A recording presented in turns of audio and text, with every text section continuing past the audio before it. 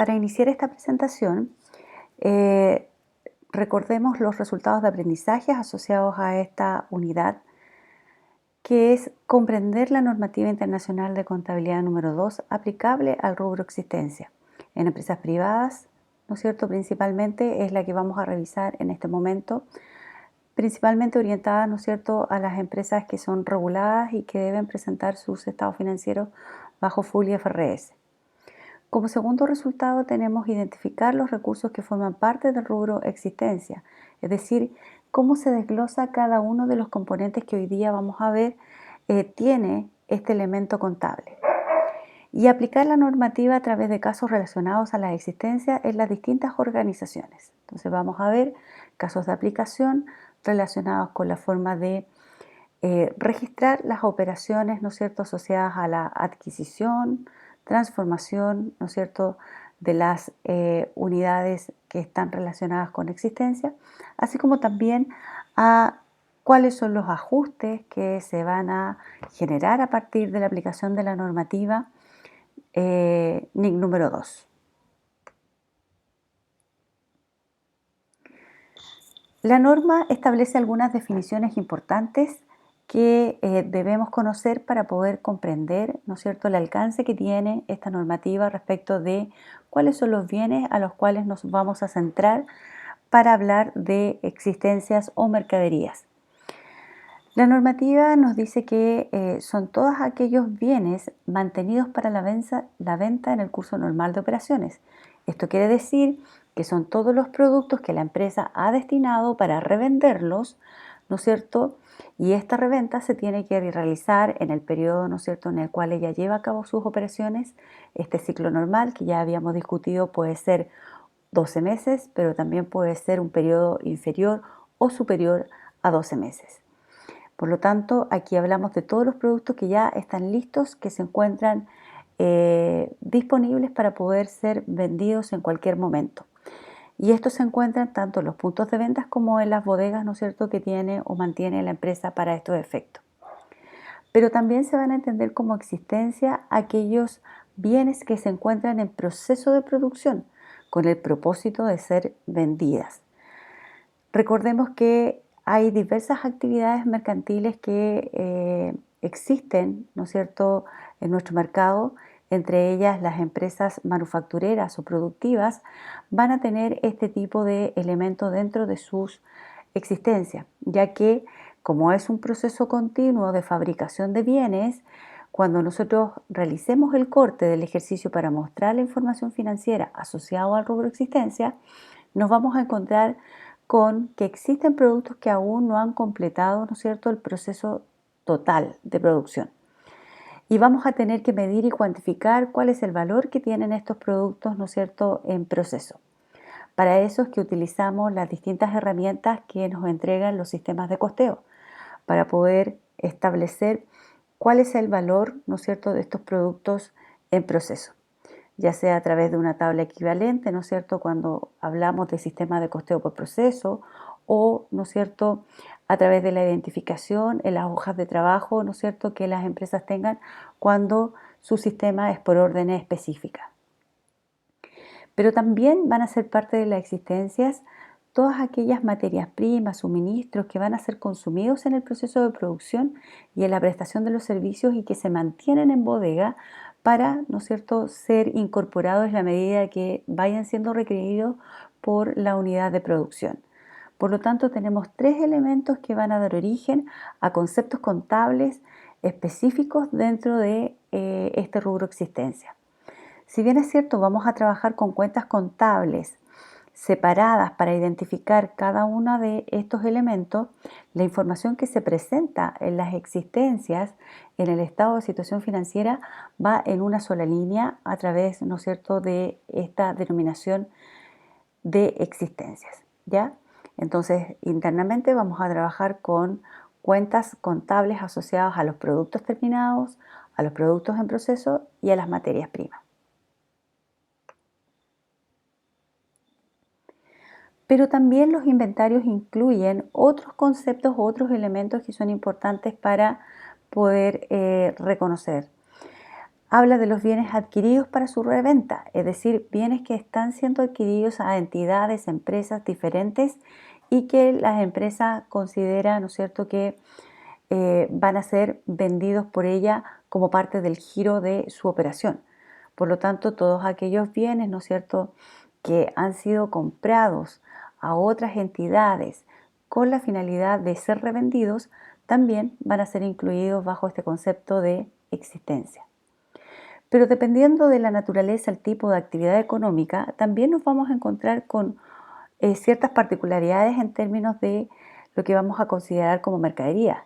Y aquí aparecen, por ejemplo, los terrenos e inversiones inmobiliarias para ser vendidas a terceros, cuando es el giro principal de este tipo de entidades, por cierto, que esto representa su existencia. Los productos en cursos y terminados, ¿no es cierto?, materias primas y otros suministros que sean necesarios para la producción también están dentro de este concepto que nosotros vamos a trabajar el día de hoy, que son los inventarios. La normativa establece ciertos conceptos que son muy importantes porque vamos a revisar más adelante dentro de esta presentación que tenemos ciertos ajustes que realizar y estos van a ser en base, digamos, a lo que va a definir la normativa, debe ser el valor que se muestra en los estados financieros. Ahí aparece el concepto de valor neto realizable, que lo vamos a ver, ¿no es cierto?, en un momento más, que dice que es el precio estimado de venta de un activo en el curso normal de la explotación, menos los costos estimados para terminar su producción y los costos necesarios para llevar a cabo su venta. En este concepto es muy importante porque nos va a permitir determinar, ¿no es cierto?, cuál es el valor que la empresa, ¿no es cierto?, determina en razón, ¿no es cierto?, de el costo que debieran tener, ¿no es cierto?, estos productos. Este valor neto realizable es un valor interno de la entidad, de la organización, ya que presume este costo o este valor del precio, ¿no es cierto?, que la empresa fija, pero al cual hay que deducirle ciertos costos que están insertos en ese valor. Y ahí es donde nos va a permitir poder determinar el valor neto realizable, ¿ya? Y que son estos costos estimados para terminar la producción y aquellos que son necesarios para llevar a cabo la venta. En términos de los costos necesarios para terminar la producción, qué materias primas faltan incorporar, qué costos indirectos de fabricación, qué valor de la mano de obra, etc. Y también hay algunos costos que son necesarios para llevar a cabo la venta, como por ejemplo las comisiones de los vendedores, el traslado, digamos, de los bienes hacia el cliente, etc. Por otro lado, tenemos el concepto de valor razonable, que es una forma de medición, como lo vimos, ¿no es cierto?, en el marco conceptual, que establece, digamos, la normativa y que se define por el importe por el cual pueden ser intercambiados un activo o cancelado un pasivo entre partes interesadas y debidamente informadas que realizan una transacción en condiciones de independencia mutua. Este valor razonable es muy importante, ¿no es cierto?, porque vamos a determinar diferencias en términos, ¿no es cierto?, de cuál va a ser el valor en el cual vamos a reconocer estas existencias y este valor razonable nos entrega algunos elementos importantes cuando así la normativa lo señala, debe ser reconocido por este monto. Ciertamente en el caso de las existencias tenemos que establecer de qué manera vamos a medir, vamos a registrar, vamos a mostrar la información asociada a este rubro. Hasta el momento hemos visto operaciones bastante simples asociadas, digamos, a compras de productos que se adquieren para ser revendidos, en cuyo caso el costo es el valor de la factura solamente. Pero hoy día vamos a ver que hay otros elementos que hay que considerar como costos de las existencias y que van a estar relacionados con la forma de adquirir o de transformar los productos y también considerar que en el caso de las empresas prestadoras de servicios también se deben determinar los costos de los servicios. Entonces vamos a hablar de estos costos de adquisición, de transformación y de servicios para poder ahondar un poquito más cuáles van a ser los elementos que se van a incorporar a las existencias al momento del reconocimiento de este activo dentro de la entidad. Empecemos por el costo de adquisición. Bueno, la normativa nos establece que el costo de adquisición no solamente es el valor de la factura de compra, sino que hay otros costos que pueden estar involucrados en el proceso de adquisición y que deben ser valorados, incorporados al valor del activo existencia. Algunos de estos ejemplos que menciona la norma son aranceles y otros impuestos que no son recuperables. Esto es los aranceles de importación, ¿no es cierto?, que puede que la empresa no pueda recuperar, ¿no es cierto?, el derecho de gravamen, y otros impuestos que puedan estar gravados y que tampoco tiene la posibilidad de compensar la empresa a través de un mecanismo, ¿no es cierto?, tributario. Por ejemplo, en este caso tenemos el impuesto al valor agregado, que es un impuesto que ustedes ubican y conocen. En este caso, el impuesto al valor agregado sí es un impuesto recuperable. Por lo tanto, no estaría dentro de la categoría de estos otros impuestos no recuperables, ya que la recuperación del IVA crédito fiscal asumido en la compra de un bien es recuperable al momento de aplicar el IVA débito fiscal al momento de la venta. Por lo tanto, hay una compensación entre los débitos fiscales y los créditos fiscales, lo que involucra que este impuesto no cumple con esta condición de no recuperable. También hay costos de transporte y manipulación de las existencias que son significativos y son importantes de reconocer al momento de valorizar, ¿no es cierto?, el activo mercaderías.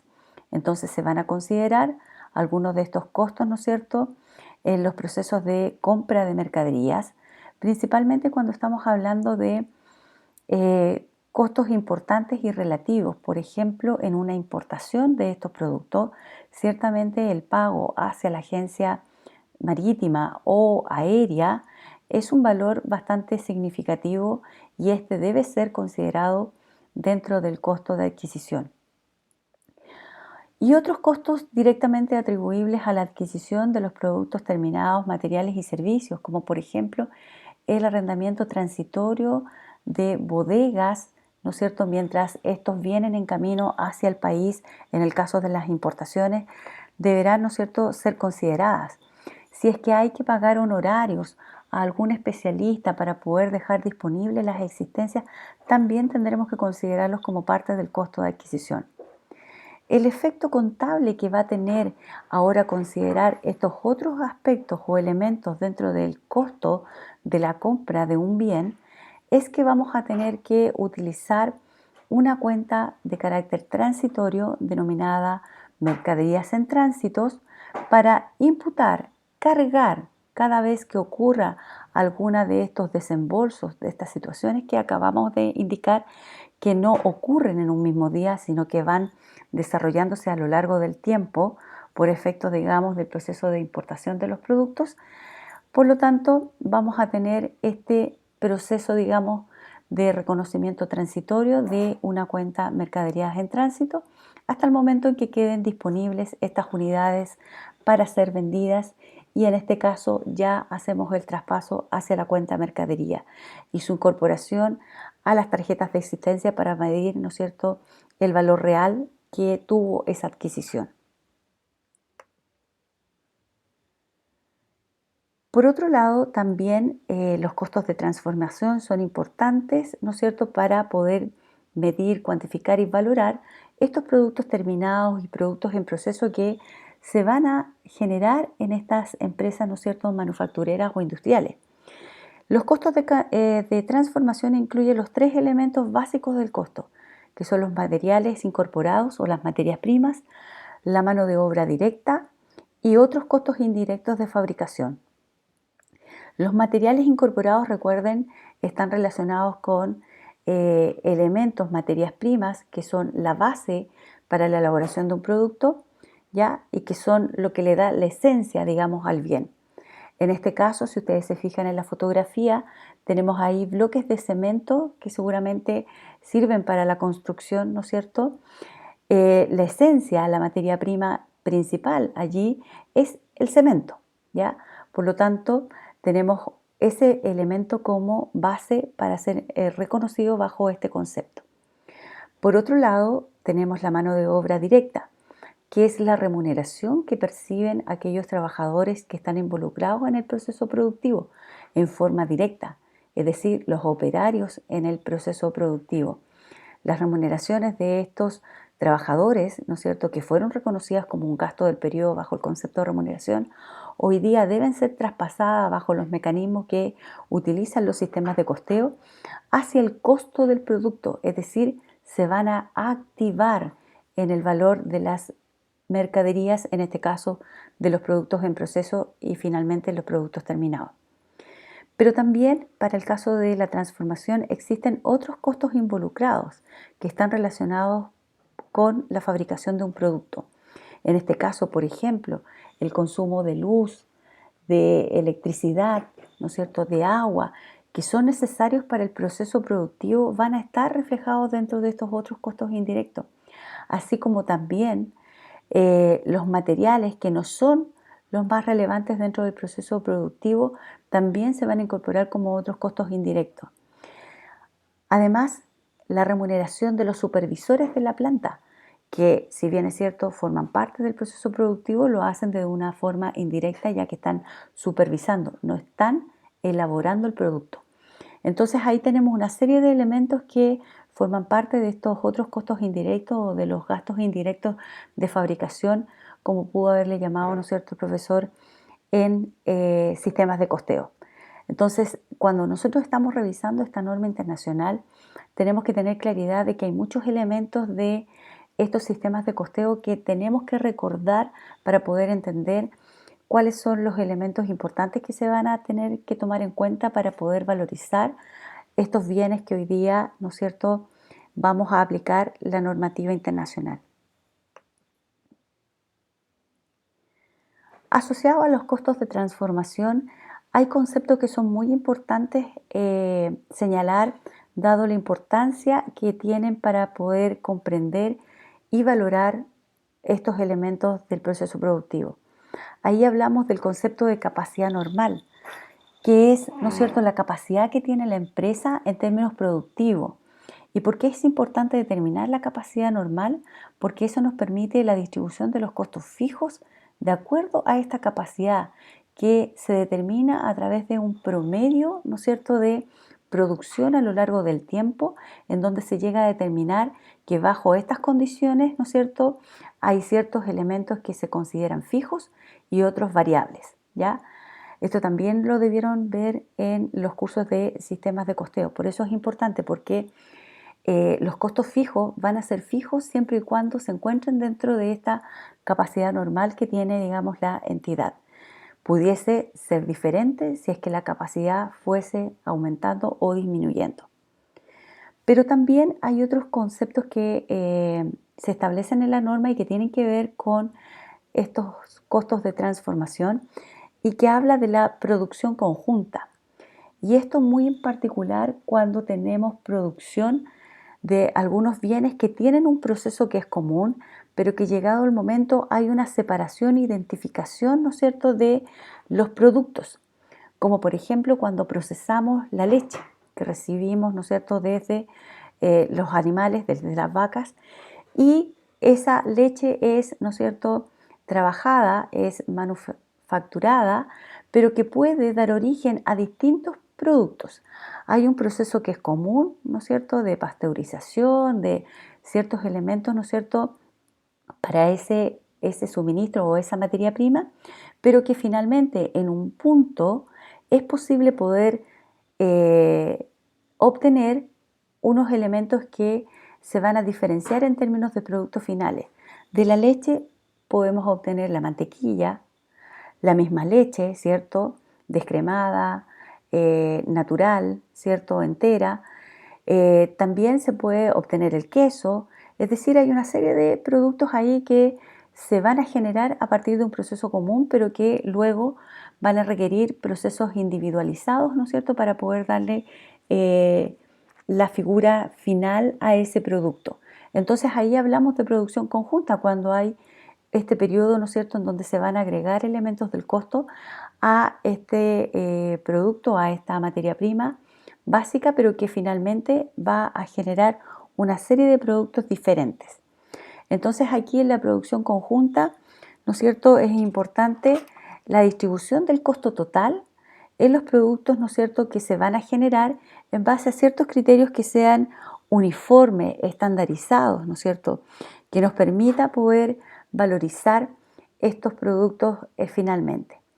Por lo general utilizamos allí, cuando los productos son de similar naturaleza, ¿cierto?, el queso, la leche, la mantequilla, ya que tienen un mercado activo, el valor de mercado, ¿no es cierto?, de estos productos para poder identificar y prorratear y ponderar ese costo que fue realizado en forma conjunta en este periodo o proceso común, ¿ya?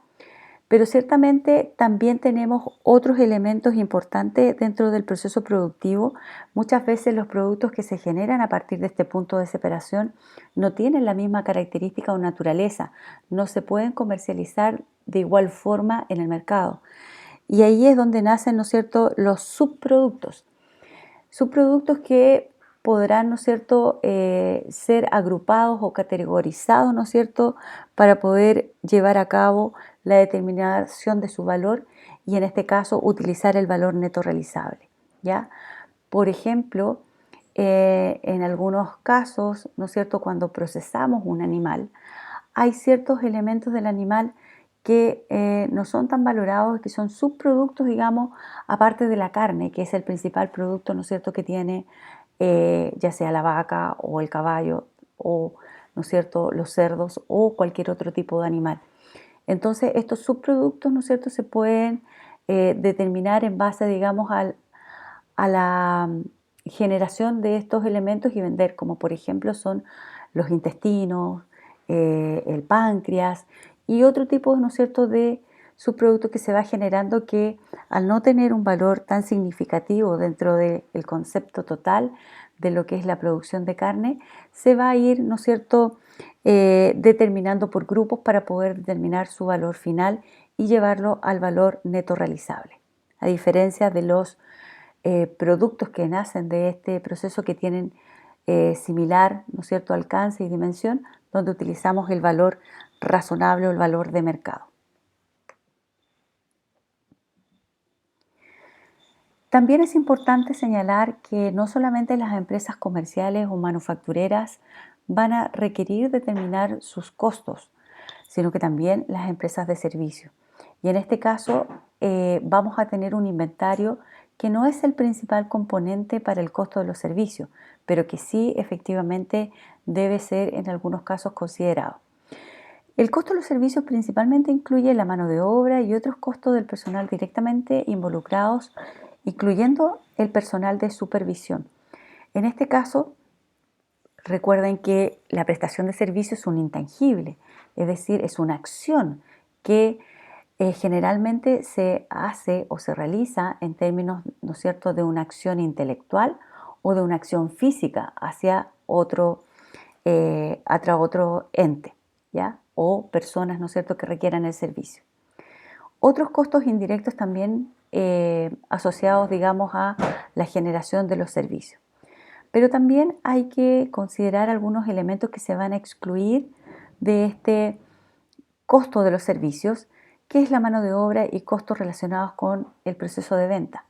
En ningún caso, ¿no es cierto?, los costos asociados a las ventas forman parte de los costos del producto, ni de adquisición, ni de transformación, ni tampoco en el caso de los servicios.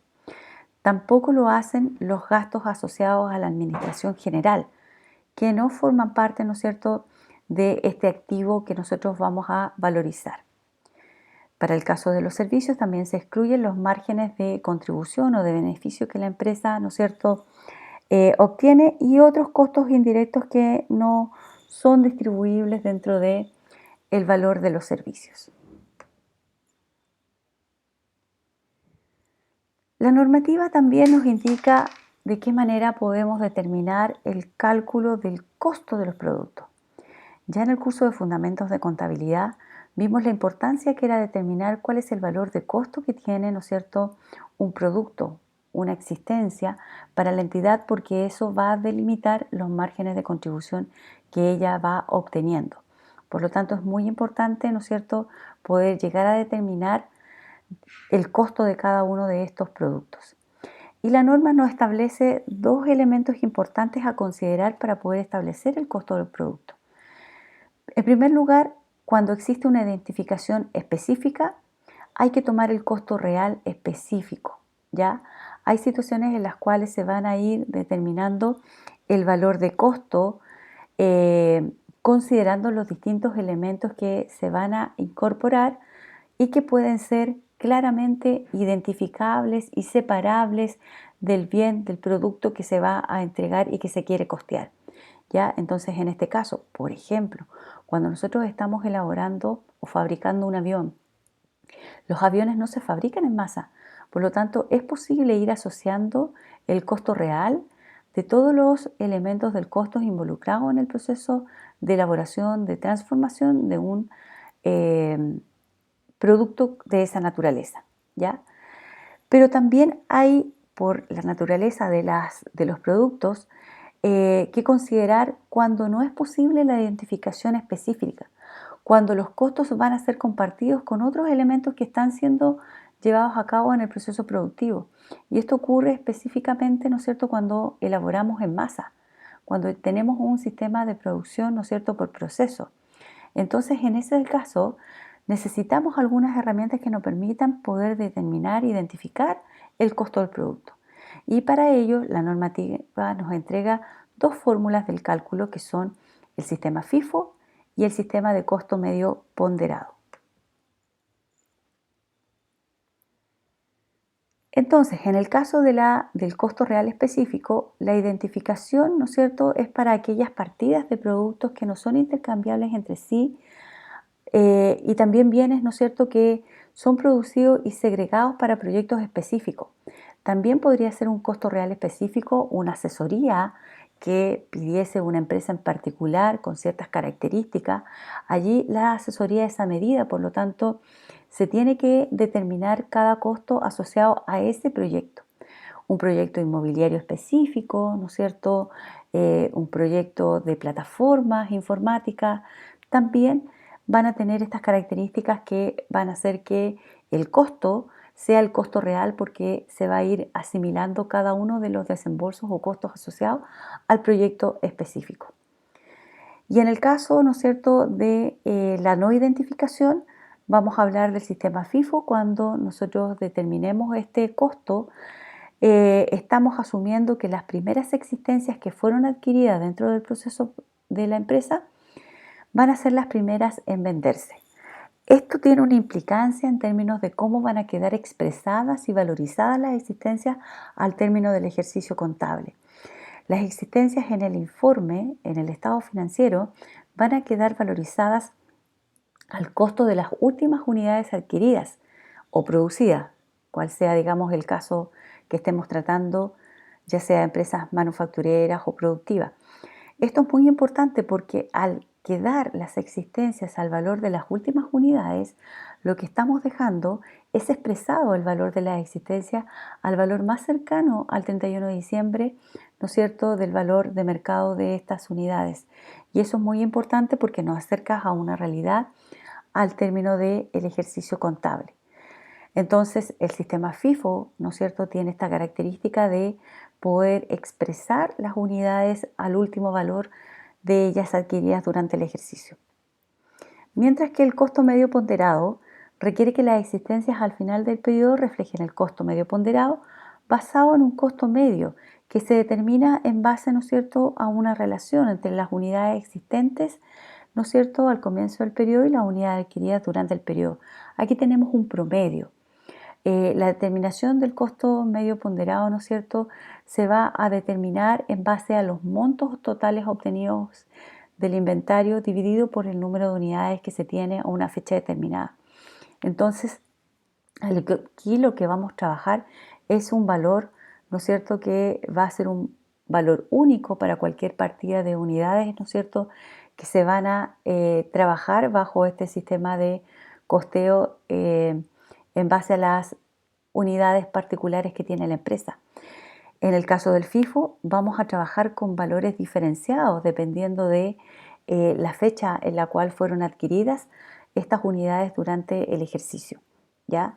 Entonces, estos dos métodos son los métodos que acepta la normativa y que cada entidad deberá definir cuál va a ser el sistema de cálculo de costo para las unidades que ella produce o comercializa. Lo importante que establece la norma es que cuando una empresa decide utilizar una de estas fórmulas del cálculo del costo para una partida de unidad específica, lo debe hacer independiente del lugar en que se encuentren estas unidades, pensando en las filiales que puede tener la empresa en distintas partes del mundo.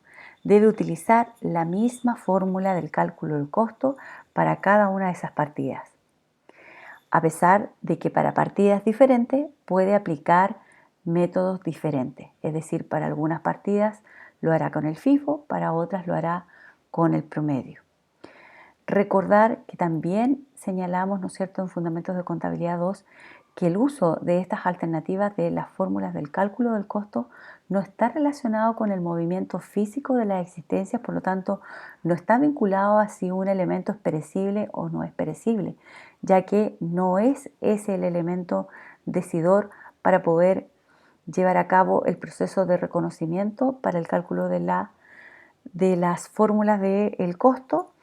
Se tienen que tomar otros elementos, ¿no es cierto?, como es el valor que van a quedar expresadas las existencias, los márgenes que se van a generar, ¿no es cierto?, si yo ocupo tal o cual sistema de costeo, sistema de fórmulas del costo.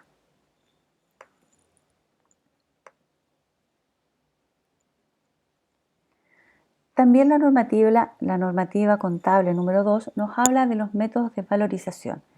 Y aquí nos habla de dos métodos de valorización también que se pueden reconocer. Uno es el método del minorista y el otro es el costeo estándar. En el caso de los minoristas, aquí la valorización de los productos se va a llevar a cabo, ¿no es cierto?, tomando en consideración ciertos elementos para poder simplificar un poco lo que es la determinación del costo. Entonces, se va a determinar, ¿no es cierto?, el costo en base, ¿no es cierto?, a eh, un porcentaje, ¿no es cierto?, de el margen bruto, ¿no es cierto?, que se obtiene a través, ¿no es cierto?, de los precios de venta que la entidad, ¿no es cierto?, sí maneja.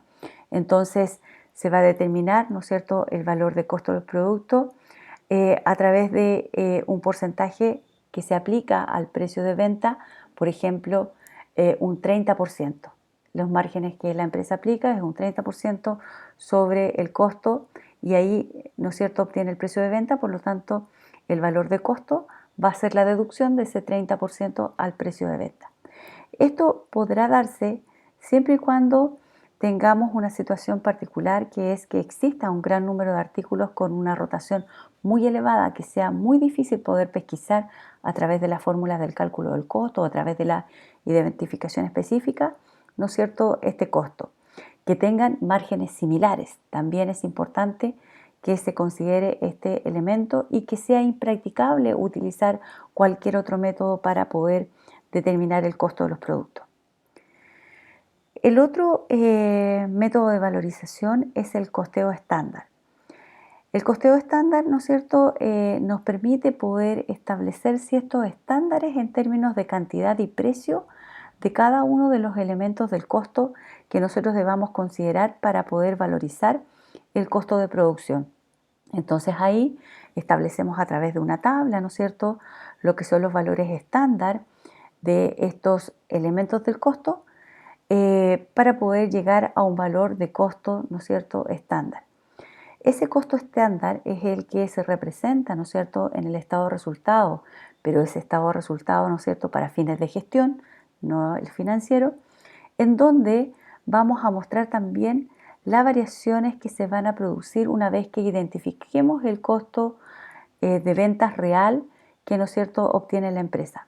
Pero como ese costo se obtiene posterior, esta forma de medición o evaluación del costeo estándar nos permite poder ir determinando resultados en la medida que vayamos, ¿no es cierto?, reconociendo estos costos bajo esta premisa, ¿no es cierto?, del costeo estándar.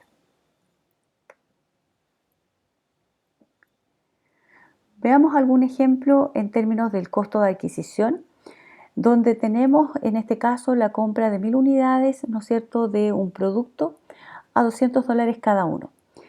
Aquí nos dice que tenemos 1000 unidades al valor CIF. Si ustedes recuerdan, el valor CIF es el valor de costo, seguro y flete que debemos considerar al momento de una importación.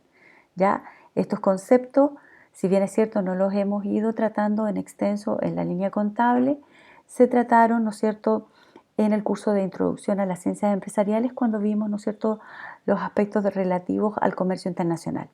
Entonces es importante que consideremos que aquí en estos $200 están involucrados tanto el concepto de la factura de compra o de venta del proveedor, el valor del transporte que nos cobra la agencia por traer, ¿no es cierto?, el producto hasta nuestro país y además, ¿no es cierto?, los seguros que están involucrados para mantener, ¿no es cierto?, estos productos a resguardo mientras ocurre el traslado de estos bienes. También se indica que hay un costo del agente de aduana de 800.000 pesos valor neto. Importante señalar que los costos de los agentes de aduana son necesarios para poder sacar los productos desde ese lugar. Cualquier empresa no puede llegar al puerto y hacer el retiro en forma personal de esos bienes, sino que lo tiene que hacer a través de un agente de aduana. Por lo tanto, es un costo necesario para llevar a cabo, ¿no es cierto?, el proceso de retiro de los bienes desde, ¿no es cierto?, ese lugar. También, en este caso, se indica que hay un costo de transporte de 2.500.000 masiva para trasladar la existencia hasta la fábrica. Necesitamos de transporte, en este caso un transporte terrestre, una empresa de transportes de camiones, ¿no es cierto?, que nos lleve los productos hacia el lugar donde van a estar almacenados y distribuidos para la venta. Se ha asumido un tipo de cambio de 560 pesos por cada dólar para poder transformar estos valores, ¿no es cierto?, a pesos para poder ver el costo de adquisición. Vamos a hacer el detalle, ¿no es cierto?, de el costo de adquisición. Ya vamos a ver en los ejercicios cómo esto es registrado contablemente, ¿no es cierto?, a través de el libro diario, ¿no es cierto?, las distintas operaciones y cómo va a afectar la cuenta que ya les había dicho que se va a utilizar, que es la cuenta mercaderías en tránsito. Entonces tenemos como costo de adquisición la factura del proveedor, que es los $200 por los 560 pesos, ¿no es cierto?, y las 1000 unidades que fueron adquiridas. Eso nos da un monto de 112 millones de pesos. El valor del agente de aduana, que debe ser incorporado al costo de adquisición solo el valor neto, porque recuerden que el impuesto al valor agregado es un impuesto recuperable, por lo tanto no forma parte del costo de adquisición. El valor de flete, que también se incorpora al costo de adquisición en su valor neto, ya que el IVA es un impuesto recuperable, por lo tanto no forma parte del costo de adquisición. Si sumamos los tres elementos, el costo total de adquisición es de 115.300.000, diferente a los 112 que habíamos considerado solamente si tomásemos la factura del proveedor. Esto quiere decir que el costo unitario de estas 1000 unidades se modifica, cambia, ¿cierto? Ahora es de 115.300 pesos cada unidad. Y eso porque se acumularon, ¿no es cierto?, los valores del agente de aduana y de transporte. Entonces, para poder determinar el costo inicial, el costo de adquisición de un bien, de un producto, de una existencia que es importada, vamos a tener que considerar todos estos elementos y medir y cuantificar ese costo inicial por 115.300 en este caso, que va a ser incorporado a nuestra tarjeta de existencia como valor de compra inicial. Otro ejemplo, pero asociado a la transformación, se muestra en esta lámina. Dice, para la producción de 520 unidades terminadas se incurrieron en los siguientes costos: materias primas por 18.300, mano de obra por 6.780 y otros costos indirectos de fabricación por 4.560, que están representadas por costos asociados a la depreciación, mano de obra indirecta, costos de arriendo, ¿ya? En el periodo se vendieron 940 unidades de productos terminados a 70 pesos cada una. El valor inicial de los productos terminados es de 500 unidades valorizadas a un precio de 27.500 pesos. ¿Qué situación tenemos acá? Tenemos que determinar el costo de venta de estos productos que han sido transformados, en donde por un lado tenemos productos que ya estaban terminados, que provenían del periodo anterior, y otros que fueron fabricados en este periodo del cual no sabemos cuál es su costo. Entonces, para eso es que tenemos aquí ciertos datos que nos van a permitir determinar, ¿no es cierto?, el valor de costo. Como productos en proceso, ¿no es cierto?, entonces se incorporaron en este periodo materias primas por 18.300, mano de obra por 6.780 y costos indirectos de fabricación por 4.560 pesos. Estamos asumiendo que todas las unidades que fueron puestas en proceso fueron terminadas en este periodo. El costo entonces de este inventario de productos en proceso es trasladado a través del abono a la cuenta producto en proceso a los productos terminados en este periodo. En la cuenta productos terminados, que es otra cuenta de activo asociada a la existencia, vamos a tener el inventario inicial, ¿no es cierto?, que en este caso está por valor unitario, 27.500, y el valor, ¿no es cierto?, trasladado de los productos en proceso que hemos elaborado en este periodo de 20.640 pesos. ¿Ya? Pero no sabemos cuánto es el saldo ni cuánto es el costo de estos productos terminados. Para ello es que vamos a trabajar, ¿no es cierto?, con nuestras planillas de costo para poder determinar el valor. Y para eso es que tenemos dos alternativas, o hacerlo bajo el precio medio ponderado o hacerlo bajo el promedio FIFO. En este caso estamos tomando el primer ejemplo, que es el precio medio ponderado. Entonces ahí tomamos las unidades del inventario inicial, que son 500, ¿no es cierto?, 500 unidades que están aquí, cuyo costo unitario era, ¿no es cierto?, 27.500 en total, ¿ya? Por lo tanto, si dividimos 27.500 en 500, el costo promedio nos da 55. Luego tuvimos, ¿no es cierto?, la incorporación de los productos que se fabricaron en este periodo, que fueron 520, y que su costo total nos dio 29.000, ¿no es cierto?, 640, dividido por las 520, cada unidad, en este caso, me costó 57. Al llevar al inventario esta información, adicionamos a las 500, ¿no es cierto?, las 520 y tenemos 1.020 unidades en total, que representan, ¿no es cierto?, un valor de 57.400 pesos.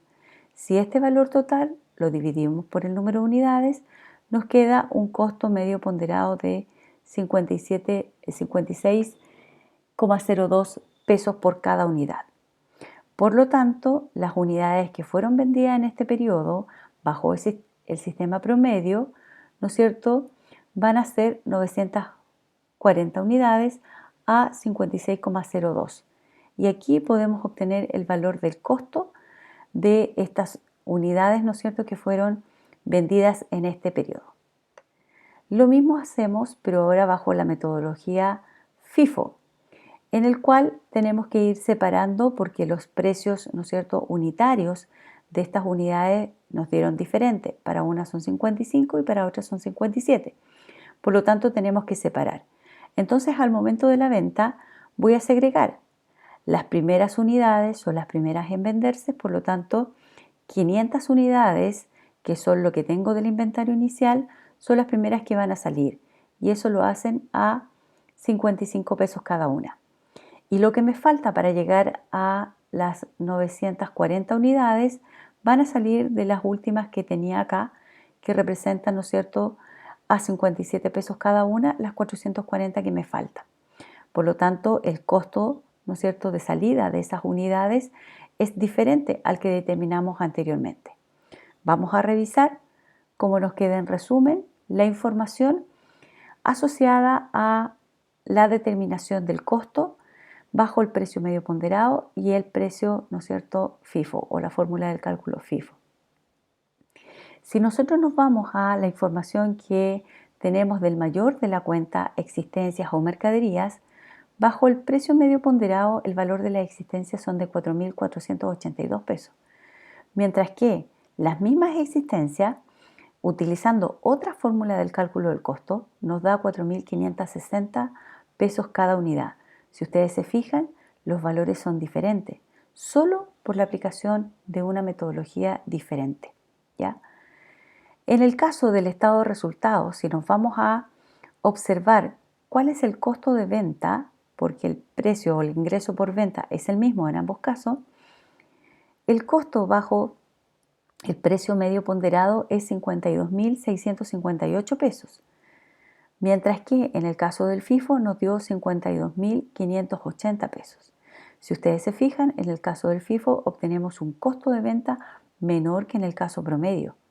Y esta situación va a impactar específicamente en el margen de contribución, haciendo que el método FIFO, ¿no es cierto?, genere un mayor margen de contribución respecto del precio medio ponderado. Por lo tanto, estos elementos, el valor que vamos a exponer bajo, ¿no es cierto?, la cuenta existencia y los costos de venta y su implicancia en el margen de contribución son factores muy relevantes para determinar qué método, ¿no es cierto?, vamos a utilizar para cada partida de producto. Así como hemos determinado la medición al momento de la adquisición, de la transformación de los productos, es importante señalar que la norma establece una medición posterior. Cuando nosotros hablamos de medición posterior, nos referimos a la fecha de presentación de los estados financieros. Entonces nos vamos a encontrar hoy día que la norma establece que es posible que el valor que va a salir en el estado de situación financiera no sea necesariamente el valor que tenía contablemente al 31 de diciembre antes de revisar la aplicación de esta normativa. Entonces, ¿qué nos dice la norma respecto de la medición posterior? Dice, las existencias se valorizan a su costo de adquisición o al valor neto realizable, el menor de los dos. Entonces, esto es muy importante porque las existencias van a quedar reflejadas al menor valor entre el costo de adquisición o de transformación, cual sea el caso, y su valor neto realizable. El valor de adquisición o de transformación es el que nosotros vamos a ir reconociendo contablemente para llegar al 31 de diciembre al saldo contable de las existencias. Pero para poder saber si ese valor es el que se va a mostrar en el estado de situación financiera, lo primero que debo hacer es determinar, ¿no es cierto?, el valor neto realización. ¿Y eso por qué? Porque es importante, ¿no es cierto?, poder considerar este valor neto de realización, porque en el caso en que este valor fuese menor, estamos hablando de que el costo de la existencia, hay elementos que no van a ser posible recuperar respecto del valor inicial que yo había reconocido estas mercaderías. Entonces, cuando se da esta situación, ¿no es cierto?, lo que estamos hablando aquí es que hay un deterioro del valor de las existencias. Y estos son precisamente por daños que se puedan haber provocado, ¿no es cierto?, en la existencia. Obsolescencia de estos productos, ¿cierto?, a través de avances tecnológicos, por ejemplo, o la misma legislación que prohíba, ¿no es cierto?, el poder comercializar un producto determinado, o por ciertas circunstancias del mercado que también pueden ocurrir. Por ejemplo, suministramos como único, ¿no es cierto?, cliente ciertos elementos que nosotros, ¿no es cierto?, vendemos, producimos y vendemos, y ya ese cliente no existe, quebró y no hay otro cliente en el mercado al cual le podamos vender esa existencia. Ahí también hay situaciones, ¿no es cierto?, que hay que considerar. O también es posible que hayan reducciones de precio de mercado que puedan surgir por ciertas situaciones, ¿no es cierto?, asociadas a un producto en particular. Por ejemplo, televisores, ¿no es cierto?, antiguos que ya prácticamente, ¿no es cierto?, los televisores plasma o LCD han ido, ¿no es cierto?, incorporándose en el mercado y son los que más hoy día se adquieren. Pero ciertamente los otros bienes que existían es posible que vayan a tener una reducción, ¿no es cierto?, de su precio porque ya no son tan cotizados en el mercado. Aumento no previsto de los costos estimados de finalización o de venta que no hayan sido previstos también por la empresa podrán generar, ¿no es cierto?, este valor neto realizable y mostrar, ¿no es cierto?, un deterioro en el caso de nuestros productos.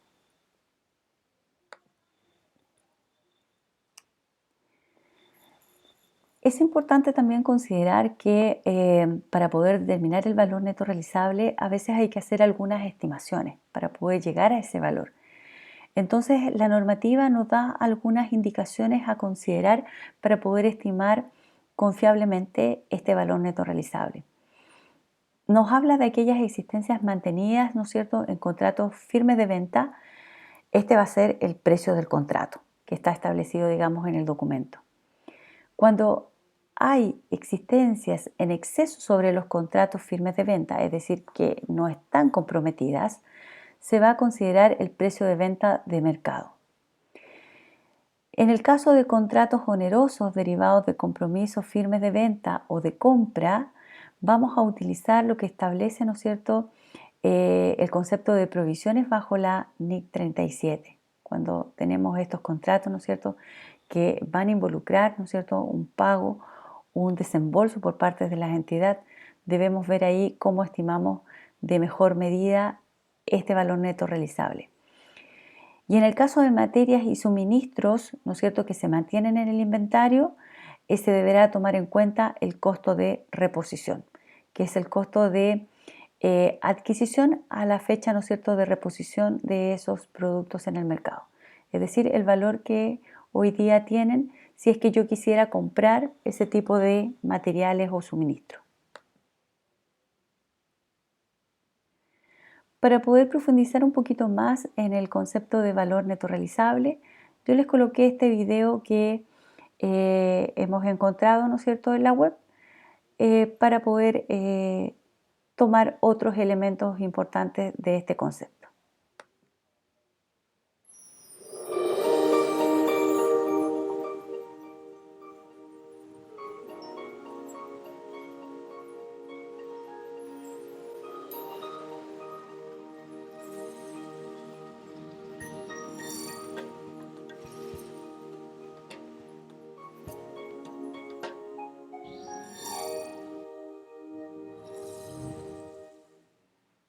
Bienvenidos.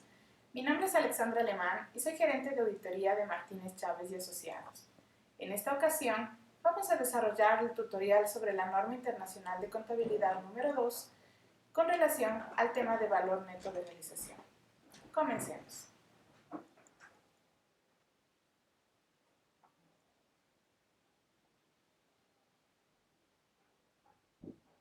De acuerdo a la norma internacional de contabilidad número 2, la medición de los inventarios tiene que hacerse al menor entre el valor de costo y el valor neto de realización.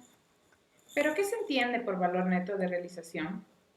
De acuerdo a lo mencionado en la norma, es el precio estimado de venta de un activo en el curso normal de la operación, menos los costos estimados para terminar su producción y los necesarios para llevar a cabo la venta.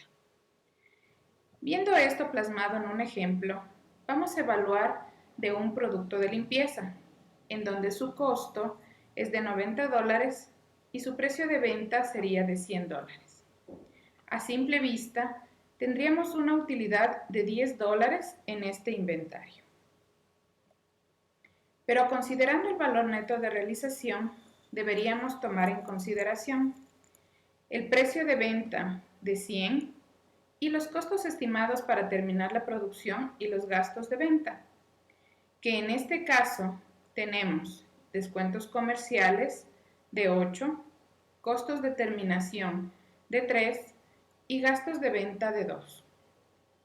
La suma de estos costos nos da 13.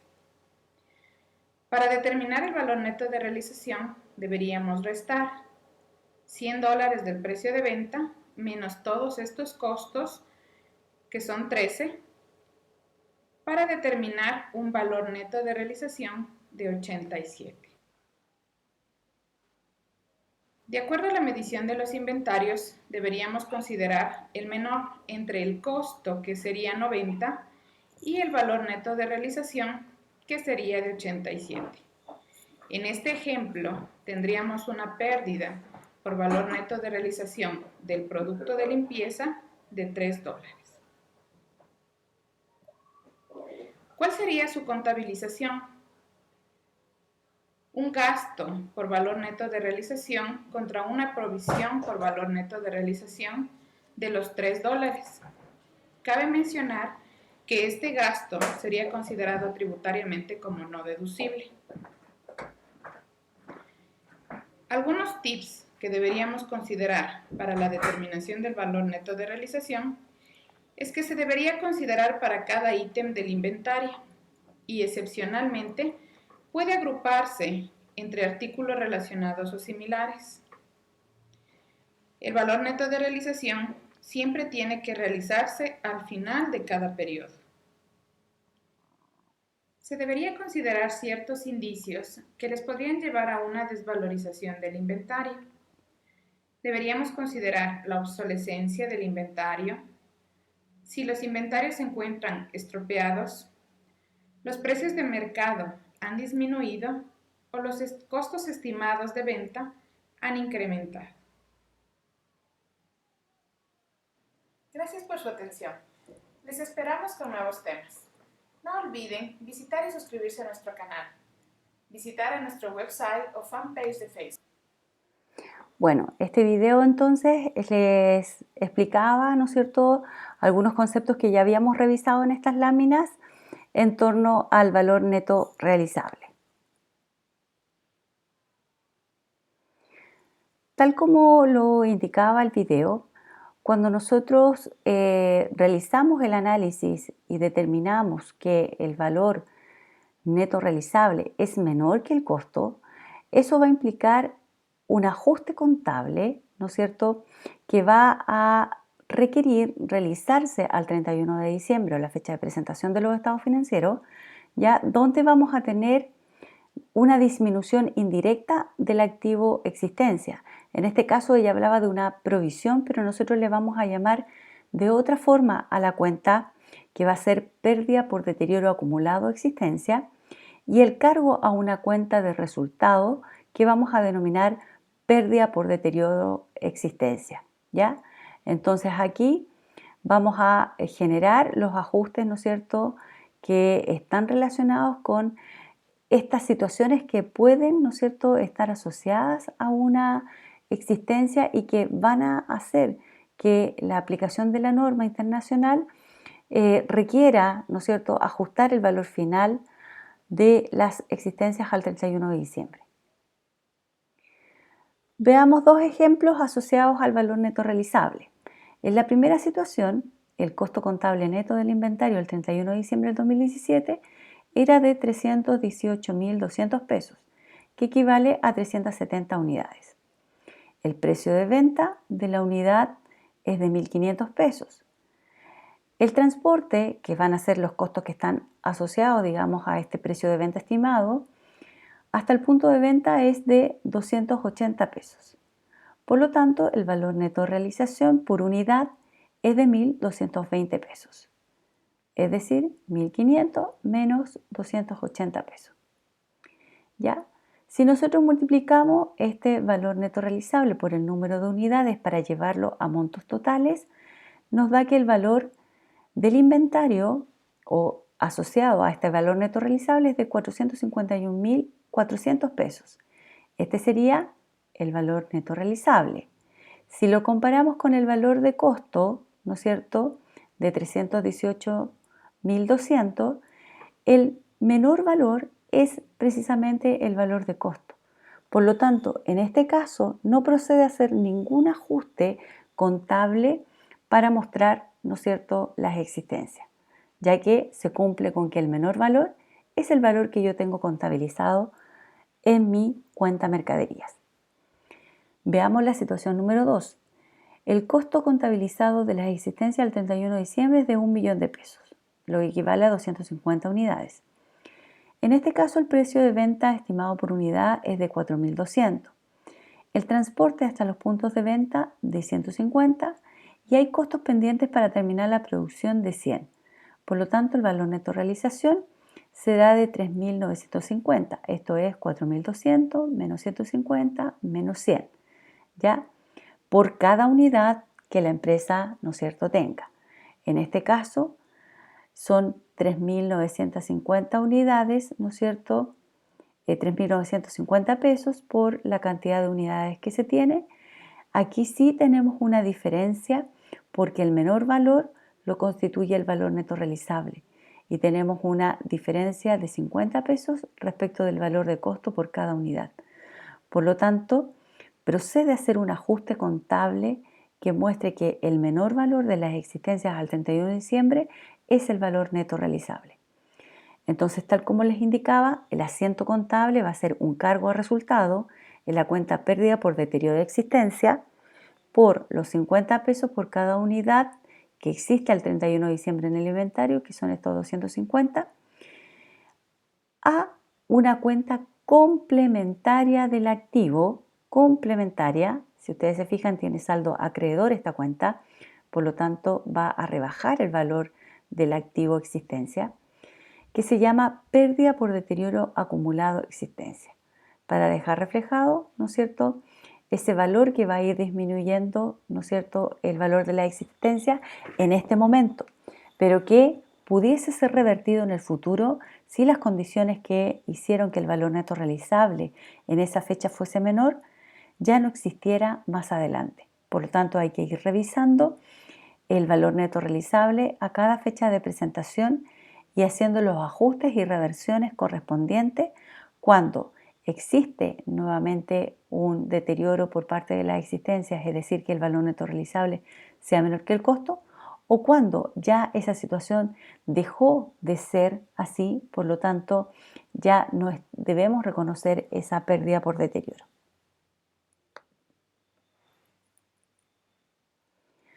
Otro concepto importante a mencionar dentro de la norma es el reconocimiento de gastos, asociado a las existencias, por cierto. Habla que el reconocimiento de gastos, ¿no es cierto?, se va a realizar en el momento de la venta de las existencias. Se va a registrar el valor contable como un gasto el periodo en que se registra el ingreso. Y eso lo vemos, ¿no es cierto?, reflejado en el asiento que debemos realizar del costo de venta, ¿cierto? En ese momento es que se transforman las existencias en un gasto y se pueden, ¿no es cierto?, asociar a los ingresos por venta obtenidos en el mismo periodo. También se debe registrar como gasto la reducción del valor hasta el valor neto realizable y todas las pérdidas de existencia en el periodo en que se producen. Es decir, si vamos a reconocer que el costo menor es el valor neto realizable, hay que reconocer ese gasto, ¿no es cierto?, que hoy día debemos reflejar, así como también castigos, faltantes de inventario que la empresa requiere llevar a resultados en el periodo.